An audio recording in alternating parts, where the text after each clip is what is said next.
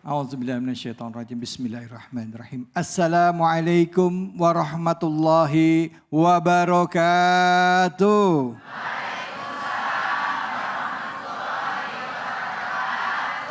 Bu, sehat?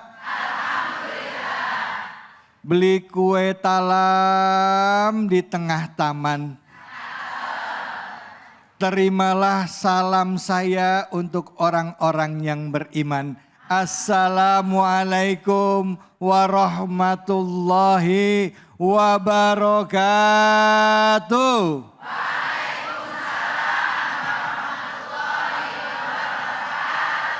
Masya Allah, tadi jawab salamnya ada yang lemes, yang kedua kasih salam kelihatan langsung pada seger semuanya. Saking kusyuknya tadi ada yang waalaikumsalam. Ada yang kaget, udah mulai ya katanya. Mari pertama-tama kita panjatkan puji syukur atas kehadirat Allah Subhanahu wa Ta'ala. Tidak lupa kita berikan salawat dan salam kita kepada junjungan kita, manusia yang mulia Nabi besar Muhammad sallallahu alaihi wasallam beserta keluarga, sahabat dan umatnya yang setia hingga akhir zaman. Bu, bicara soal hati, kalau ngomongin hati perempuan udah rajanya. Ya Bu, perasaan ini pasti pakai hati. Iya Bu ya, kalau suami lagi bikin seneng hatinya berbunga-bunga. Kalau suami bikin sedih hatinya jadi sedih. Tapi kalau lagi dibikin senang hatinya berbunga-bunga.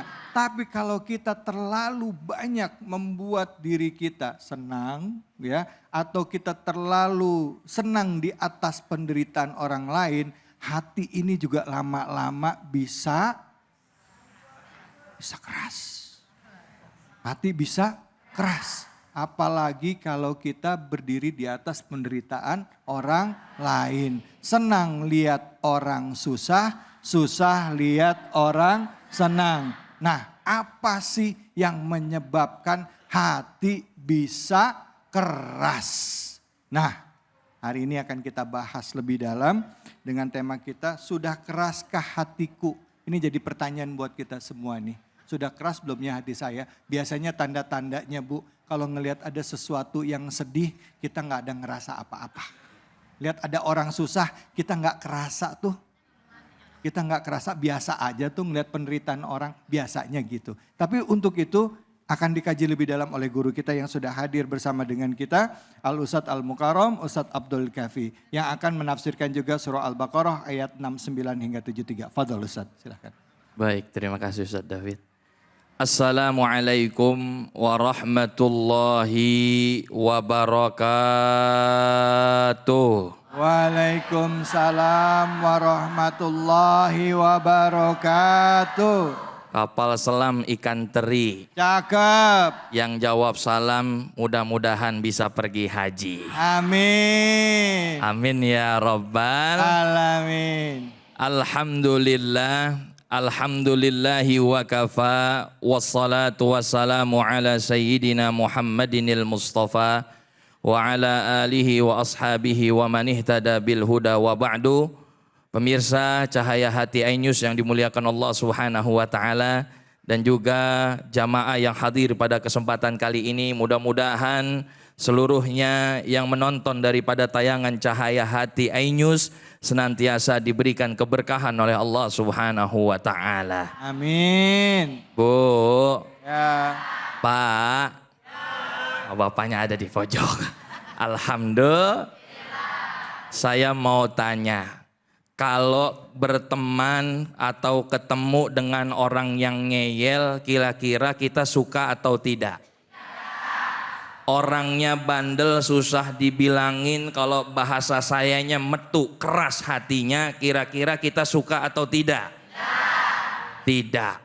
Nah, pastilah tidak ada orang yang suka kalau misalkan mereka memiliki teman yang keras kepala, apalagi yang keras hatinya. Di surah Al-Baqarah banyak sekali kisah-kisah yang bisa menjadi hikmah dan ibrah buat kita. Salah satunya surah Al-Baqarah ayat 67 dan seterusnya menceritakan bagaimana ngeyelnya dan bandelnya kaum Bani Israel terhadap perintah Allah Subhanahu wa taala berfirman, a'udzubillahi minasyaitonir rajim. Bismillahirrahmanirrahim. Innallaha ya'murukum an tadhbahu baqarah. Ini awalnya. Sesungguhnya Allah Subhanahu wa taala itu menyuruh kepada Nabi Musa untuk kaumnya yang namanya menyembelih sapi betina. Tapi apa yang dibilang daripada kaumnya? Qalu atattakhiduna huzwa, malah ngeremehin. Itu kata kaumnya. Mana mungkin Allah itu nyuruh yang namanya nyembelih sapi, itu mah perintah biasa aja. Tuh. Bener nggak? Qalu atattakhiduna huzwa, apakah engkau memang Nabi Musa ingin mengolok-ngolok aku? Qala a'udzubillahi an akuna minal jahilin. Lalu Nabi Musa berdoa kepada Allah, semoga aku terhindar daripada orang-orang yang bodoh. Coba Bu, udah Allah perintahkan suruh nyembelih sapi betina, mau atau enggak tuh kaum Bani Israel? Enggak mau, malah nanya, apa? Bagaimana jenisnya? Qalu du'u lana rabbaka yubayyin lana mahi. Wahai Nabi Musa, coba minta kepada Tuhanmu. Ingat tuh, lihat kalimatnya. Ya. Minta kepada Tuhanmu, bukan Tuhanku. Ini Bani Israel belum ngaku kalau Allah itu adalah Tuhannya. Masih ngeremehin, masih mengolok-ngolok, masih mengejek. Itulah pertanyaan daripada kaum Bani Israel. Dia bilang apa? Sapi yang bagaimana? Coba jelasin kepada saya. Lalu dijelaskan, qala innahu yaqulu innaha baqaratun la faridun wala bikrun awanum baina dzalika faf'alu ma tu'marun. Allah ditantangin balik sama Allah. Akhirnya apa? Nih, cari sapi yang dia tidak tua, tidak juga muda. Susah apa enggak tuh? Pertama sapi betina, kedua apa? Tidak tua, tidak mau. Ditanya lagi, yang bagaimana sih maksudnya? Warnanya apa? Ditanya lagi. Ya, ternyata apa? Sofraun. Ya, warnanya itu kuning. Faqi'ul launuha, kuningnya itu pekat lagi tebal, tua. Tasurun nazirin. Di Allah kasih lagi nih tantangan apa? Dikasih tantangannya cari sapi warna kuning. Kuningnya kuning tebal, kemudian apa Bu? Ya, itu enak dipandang. Kira-kira ada nggak sapi warna kuning? Nantangin terus, lagi-lagi terus. Kaum Bani Israel, yang bagaimana sih saya bingung? Ya, innal baqara tasyabaha alaina, itu dalam Al-Quran dikatakan. Ya, ini masih samar-samar. Ya, lalu Allah menjelaskan lagi nih, cari sapi yang tidak pernah buat ternak, tidak pernah buat bajak, tidak pernah buat mengaliri air, sehat, tidak ada cacat, dan tidak ada belang. Ditantangin sama Allah Subhanahu. Bu, tahu nggak berapa lama dia dapetin sapi itu? Ibnu Abbas dalam tafsir Ibnu Katsir dikatakan dapat sapinya itu Bu, 40 tahun lamanya. Lama apa enggak? Salah siapa? Salah dia apa salah Allah? Salah mereka atau Allah? Coba kalau tadi Nabi Musa bilang, hei kamu sembelih aja tuh sapi betina. Udah tinggal cari sapi betina, sembelih. Nggak perlu nanya. Makanya jadi orang tuh jangan banyak nanya. Dikit-dikit nanya.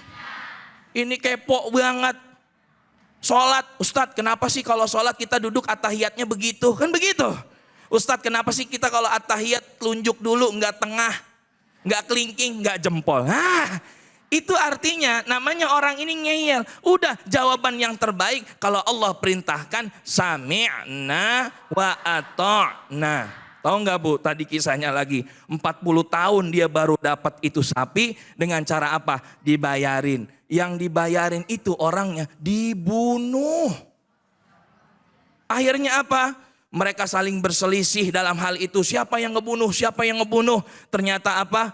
Faqul latribu bi ba'diha. Suruh pukul tuh dengan daging tadi sapi yang disembelih. Ya, Ternyata apa? Mayatnya hidup kembali dan ternyata dia tunjukkan tuh si fulan yang bunuh saya. Tuh, Bu. Itulah kekuasaan Allah Subhanahu. Maka jadi orang itu jangan ngey. Jangan keras hati. Kalau orang levelnya sudah keras hati itu levelnya udah paling tinggi. Fi qulubihim maradun fazadahumullahu. Udah sakit di hatinya, Allah tambahkan lagi sakitnya. Enggak disembuhin sama Allah Subhanahu wa taala. Emang ini orang pelit? Dibilangin rajin sedekah, emang pelit, udah pelit tuh keras, susah dinasihati, betul nggak? Bo, enak gak jadi orang pelit? Enak gak? Nggak enak, orang jadi pelit itu kaya salah, miskin salah. Begitu orang pelit dia punya motor baru, apa dia bilang? Dia bilang apa?